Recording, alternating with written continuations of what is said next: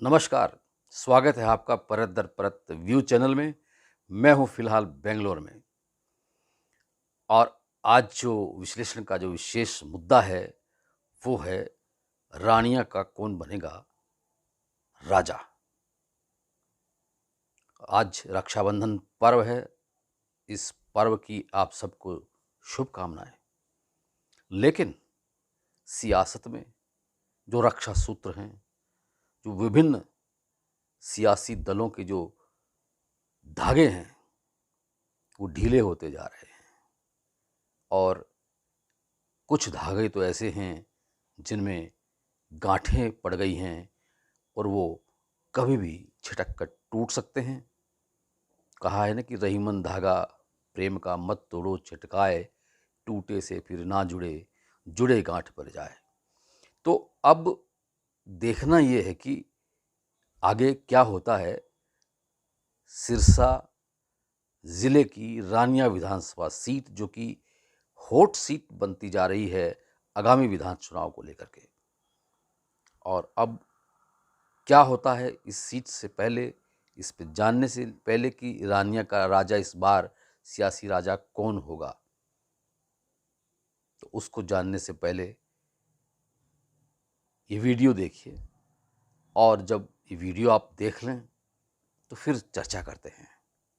चलिए पहले देखते हैं ये वीडियो। रखी गई है, इसके क्या मायने निकाले जाए, क्योंकि लोपा ने भी अपना उम्मीदवार घोषित कर दिया। तो कहीं देखिए ऐसा है, अकाली दल बहुत बड़ी पार्टी थी। 25 साल बादल साहब मुख्यमंत्री रहे और उसके बाद आज अकाली दल की 2 विधानसभा सीटें चली गई। उत्तर प्रदेश देश का सबसे बड़ा प्रदेश है। मायावती अकेली ने सिंगल पार्टी की सरकार बनाई थी, रीजनल पार्टी थी, खत्म हो गई। और ऐसे ही और स्टेटों में जो प्रदेश की पार्टियां थी, लालू जी का बेटा भी 4 लोकसभा पे आ गया 50 में से, मतलब ख़त्म होती जा रही है। मैं नहीं मानता हलोपा को तो अपनी सीट भी मैं समझता हूँ सिरसा निकालने भी मुश्किल है आज के दिन, कहीं वो फाइट में नहीं है। रीजनल पार्टियों के 2 ने, उनका काम तो केवल एक है कि अपना लाइसेंस ले लो, ना अपना एमएलए बन जाओ और सीएलयू पास करो, ना विधानसभा में रोल है ना हल्के में रोल है। उनका अपना सरसा में भी हालात ख़राब है। मेरी ऊपर प्रदेश के लोगों से बात हुई थी, उन्होंने कहा था हमने उसे 1 सीट ऑफर करी है, वो भी खाली बीजेपी ज्वाइन करेगा, तो वो भी गोपाल कांडा को नहीं देंगे, दूसरा कोई फैमिली मेम्बर लेगा तो सरसा की 1 सीट देती हैं, लड़ना है तो बीजेपी ज्वाइन करो। सर, आप बीजेपी सरकार में मंत्री हैं, बीजेपी की टिकट पर कितना आश्वस्त है आप? मैं 100% आश्वस्त हूँ। आप सोचो ना, मैंने कही है ना बात सबके सामने।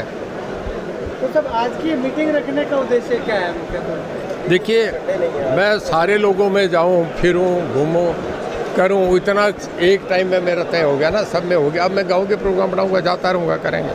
तो आज बीजेपी के कोई झंडे नहीं है, कोई उनके पदाधिकारी नहीं है, तो ये संकेत क्या माना जाए? आपने कहा कि राज्य में रखूँगा। देखिए, मैं आपसे बताया ना सारी बातें, मैं इन्हें कह रहा था, आपसे भी कही मीडिया कब क्या उसको घुमा दे, क्या कह दे, इस करके हम सब बातें मैंने कह दिया ना। मैं भारतीय जनता पार्टी हूँ, भारतीय जनता पार्टी का सम्मानित मेंबर हूँ और भारतीय जनता पार्टी के साथ हूँ। सारी चीज़ें हाईकमांड तय करता है, मैं वो तय करेंगे। इसका मुझे उनका फैसला, मैं उस पर कहना मेरा कुछ उसका वाजिब नहीं बनता। 5 साल से आप सरकार में हैं, कितना संतुष्ट है आपके 5 साल के कार्यकाल से? मेरे 5 साल के कार्यकाल से संतुष्ट है, तभी तो मुझे लोकसभा का टिकट दिया। आधा घंटा पहले ज्वाइन किया। मेरा सर्वे में भी सबसे ज़्यादा मजबूत, आज भी सर्वे में सबसे मजबूत कैंडिडेट मैं हूँ। भारतीय जनता पार्टी ने सरकार बनानी है, एक जिताऊ कैंडिडेट चाहिए। किससे मुकाबला लग रहा है? आपने भी जिक्र किया कि कांग्रेस से फाइट कर। अब देखो, आएंगे तो पार्टियाँ उनकी आएंगे। कभी हरियाणा में सरकार भी बनी थी। अब पिछले लोकसभा के चुनाव में आप 20-20 हज़ार वोट तक रह गए थे, मुझे 5,10,000 आए। मैं हमारे बच्चे में इससे ज़्यादा कुछ नहीं कहना चाहूँगा। कोई लड़े तो डेमोक्रेसी, हर एक का अपना अधिकार है। आप हरियाणा के कद्दावर लोग वोट देंगे, किसको कितना देंगे। सर, आप हरियाणा के कद्दावर नेता हैं, कोई ओवरऑल बात की जाए तो बीजेपी की क्या स्थिति रहने वाली है? बीजेपी हरियाणा में सरकार बनाएगी, तीसरी बार भी बनेगी। मैंने चंडीगढ़ भी कहा, आज भी कह रहा हूँ, क्योंकि इसमें भी हम 44 विधानसभा में हम जीते हैं, कांग्रेस केवल 42 में जीती है और इसके बाद 2-3 में आम आदमी पार्टी जीती है। सरकार 100% बीजेपी की बनेगी। सब रानिया मंडल नहीं बना, हालांकि कमेटी तो बनाई गई थी, अब का बीच में लग गई। आप बन गया था, मोटा मोटा फैसला था, सब जो डॉक्यूमेंट्स गए थे, जो पैरामीटर्स उसके हैं वो सब में क्वालिफाई कर रहा था, पर वो अचानक कोड ऑफ कंडक्ट लग गया। अब कैबिनेट मीटिंग में भी फैसला हालांकि तय करी हुई थी, नहीं हो सका। तो जब अभी आपने जिक्र किया कि रानिया में कांग्रेस के पास 15,000 वाला कोई कैंडिडेट नहीं है, तो क्या इनेलो के पास 15,000 से भी नीचे वाला कैंडिडेट है? मैंने कांग्रेस का जिक्र करा, उसका अंदाजा आप बताते हैं। वैसे मैं जो पहले कांग्रेस का कहा वो गलत तो नहीं कहा, आप भी जानते हो। मैं आपकी कोई बात ही बता रहा हूँ कि है नहीं किसी पे। ओवरऑल बात करें तो हरियाणा में कांग्रेस का क्या वजूद देखते हैं आप? कांग्रेस का क्या वजूद देखते हैं हरियाणा में? किस चीज़ का? कांग्रेस का मैं नहीं मानता। कांग्रेस जहाँ एक बार चलेगी दोबारा आई नहीं। मैं आपको बताया ना, वेस्ट बंगाल ले लो आप, उसके बाद 1970 के बाद दोबारा नहीं आई सत्ता में, सरकार प्रदेश में। आप वेस्ट बंगाल ले लें, उत्तर प्रदेश ले लें, बिहार ले लें, आप गुजरात ले लें, उड़ीसा ले लें, तमिलनाडु ले लें, यहाँ 200 से ऊपर सीटें बनती हैं। 1970 के बाद 47 साल में भी दोबारा कांग्रेस नहीं आई। तो सट्टा बाजार तो 55 से प्लस सीटें दिखा रहा है कांग्रेस की, आप कह रहे हो कांग्रेस का? सट्टा बाजार तो पिछली बार चैनल बहुत अलग भाई, एक की भी ठीक नहीं है। सट्टा बाजार क्या बताता तो आंकड़ा सट्टा बाजार में कोई अंत नहीं होता? नहीं, अकेले देखिए, मैं ये मानता हूँ फाइट्स होंगी, पर ऐसा किसी को वॉकओवर नहीं है। पर बीजेपी का एज रहेगा, बीजेपी सरकार बनाएगी। ठीक है, बराबर। तो सुना आपने, ये थे रणजीत सिंह चौटाला, जो कि फिलहाल बीजेपी के नेता हैं।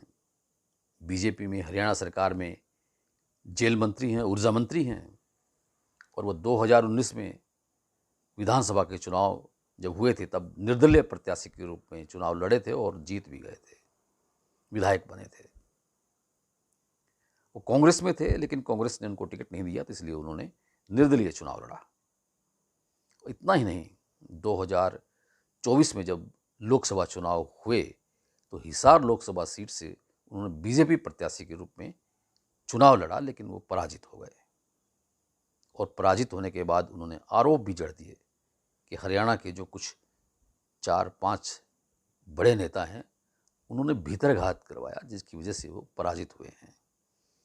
और जब ये आरोप लगाए तब से ही बीजेपी में रणजीत सिंह की जो चौधराहट है वो धीरे धीरे कम होती गई है, क्योंकि उन नेताओं पे जिन्होंने आरोप लगाया था उनमें और रणजीत सिंह में 36 का आंकड़ा शुरू हो गया, और वो आंकड़ा अब पूरी तरह से अखड़ता जा रहा है।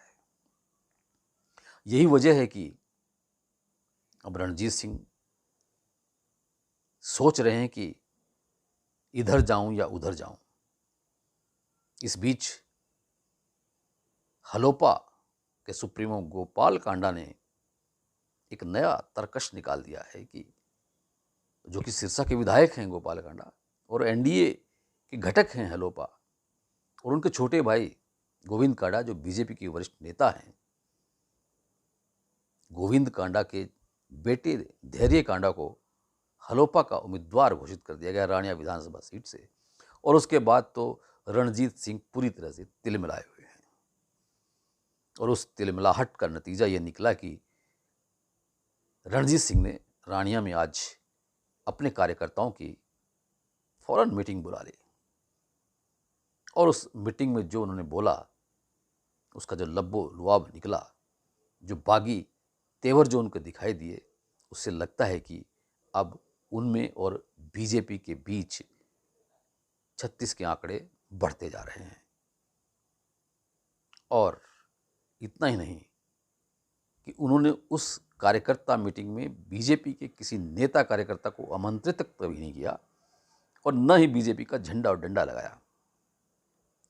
तो इससे लगता है कि अब बीजेपी से हो सकता है कि रणजीत सिंह का मन ऊब गया हो। हालांकि मीडिया से रूबरू होते हुए उन्होंने कहा कि वो बीजेपी में हैं और बीजेपी के ऊपर तक उनके अच्छे संबंध हैं, और वो बीजेपी उम्मीदवार के रूप में ही रानिया विधानसभा चुनाव लड़ेंगे। उन्होंने यह साफ कह दिया कि वो चुनाव जरूर लड़ेंगे, यानी कि अगर बीजेपी उनको उम्मीदवार बनाती है तो भी चुनाव लड़ेंगे, अगर नहीं बनाती है तो भी वो चुनाव लड़ेंगे, चाहे उन्हें निर्दलीय के रूप में चुनाव लड़ना पड़े, या हो सकता है कि कांग्रेस में चले जाएं, क्योंकि कांग्रेस के जो वरिष्ठ नेता और हरियाणा के पूर्व मुख्यमंत्री भूपेंद्र सिंह हुड्डा हैं, वो उनके सहपाठी रहे हैं, उनका अच्छा याराना है उनका। बेशक वो कांग्रेस छोड़ कर के बीजेपी में आ गए, उन्होंने निर्दलीय के प्रत्याशी रूप में चुनाव लड़ लिया, लेकिन फिर भी उनके याराना हैं, उनके साथ अच्छा दोस्ताना है। और उसी दोस्ताना की वजह से लगता है कि इस बार रणजीत सिंह आने वाले 2-4 दिनों में कांग्रेस में शामिल हो जाएं और कांग्रेस उनको रानिया विधानसभा सीट से उम्मीदवार बना दे।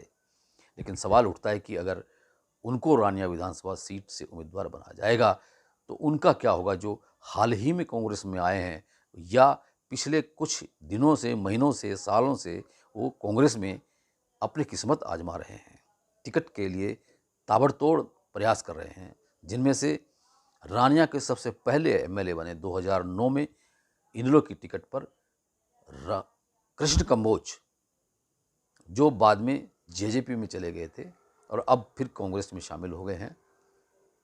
इसके अलावा विनीत कंबोज, जो पिछली बार चुनाव लड़ा था कांग्रेस की टिकट पर, लेकिन वो पराजित हो गए थे।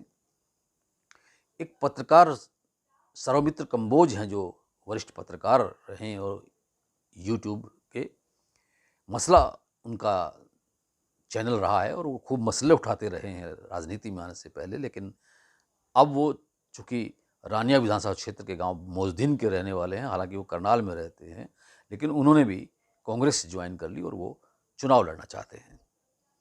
ठीक इसी तरह से स्वर्गीय जगदीश नेहरा पूर्व मंत्री, उनके बेटे संदीप नेहरा भी टिकट के दावेदार हैं। डॉक्टर वाई के चौधरी, जो 1 साल पहले कांग्रेस में शामिल हुए हैं, वो भी टिकट के दावेदार हैं। मलकीत सिंह खोसा, जो कि कांग्रेस के जिला प्रधान भी रहे हैं, वो भी टिकट के दावेदार हैं। सुभाष जोधपुरिया भी टिकट के दावेदार हैं। एक टिश्यू प्रधान है, वो भी टिकट के दावेदार, यानी कि बहुत एक लंबी फेहरिस्त है रानिया विधानसभा सीट से चुनाव लड़ने वालों की। उधर इनेलो के नेता, वरिष्ठ नेता अभय चौटाला ने, जो कि एलनाबाद से विधायक हैं, उन्होंने अपने बेटे करण चौटाला को, अर्जुन चौटाला को चुनाव मैदान में उतार दिया है। तो इस तरह से ये रानिया सीट हॉट सीट बनती जा रही है। तो अब देखना ये है कि क्या रणजीत सिंह चुनाव लड़ेंगे। हालांकि वो फिलहाल रानिया के विधायक नहीं हैं, क्योंकि जब वो लोकसभा चुनाव लड़े थे तो उन्होंने रानिया विधानसभा सीट से इस्तीफा दे दिया था विधायक पद से, क्योंकि वो बीजेपी में शामिल हो गए थे। वो बीजेपी में शामिल हैं, विधायक भी नहीं है, लेकिन फिर भी वो मंत्री बने हुए हैं। लेकिन अब देखना यह है कि उनमें कितना करंट बाकी है, ये रानिया विधानसभा के चुनाव तय करेंगे। विश्लेषण फिलहाल इतना ही। कल फिर किसी नए मुद्दे के साथ आपसे रूबरू होंगे। तब तक के लिए इंद्र मोहन शर्मा को इजाज़त दीजिए। और ये चैनल परत दर परत अगर आपने सब्सक्राइब नहीं किया तो कर लीजिए, बेल आइकन का बटन दबा दीजिए, आपको निर्विरोध सूचना मिलती रहेगी। और कमेंट बॉक्स में कमेंट जरूर कीजिए। फेसबुक पर भी आप परत दर परत चैनल को देख सकते हैं। आपका बहुत बहुत धन्यवाद, बहुत बहुत शुक्रिया।